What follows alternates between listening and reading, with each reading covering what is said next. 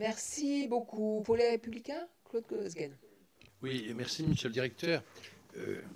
On est quand même frappé dans votre exposé de voir que nous nous battons pour le multilatéralisme, alors qu'on s'aperçoit qu'en réalité, l'unilatéralisme fait des progrès consternants dans l'opinion publique, pas seulement de la part des États-Unis, mais que le monde entier se couvre de murs où chaque État essaye de se recroqueviller sur lui-même. Moi, j'ai trouvé très intéressant votre exposé sur les inégalités.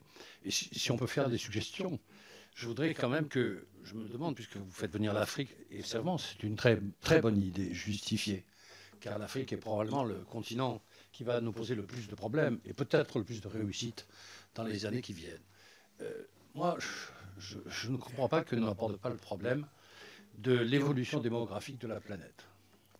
L'évolution démographique de la planète, si elle se confirme, va montrer qu'il y a des zones de surdéveloppement démographique et des zones de sous-développement démographique, avec des conséquences qui sont des conséquences terribles, qui ne peuvent pas rester sans conséquences d'ailleurs.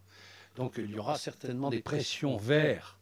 Et comment ne pas aborder ce sujet? Pourquoi cette pudeur sur la question démographique? Je pèse mes mots. Il ne s'agit pas de faire de la chasse aux enfants. Il s'agit d'avoir une politique qui prenne en concertation le problème de la démographie et sa conséquence immédiate, qui est d'ailleurs un sujet d'actualité énorme dans le monde entier, qui est le problème des immigrations à l'intérieur de la planète, à l'intérieur de l'Afrique, à l'intérieur de l'Amérique, à l'intérieur de l'Europe, à l'intérieur de la Méditerranée. Je comprends que le climat soit un sujet extrêmement important, j'en conviens. Mais est-ce que vraiment la démographie à venir et les conséquences sur les flux migratoires mondiaux ne sont pas un sujet important? Moi, je voudrais savoir votre sentiment et si vraiment il est impossible, et pour quelles raisons, de traiter cette question qui est quand même une des questions qui profondément va bouleverser notre système planétaire dans les années qui viennent.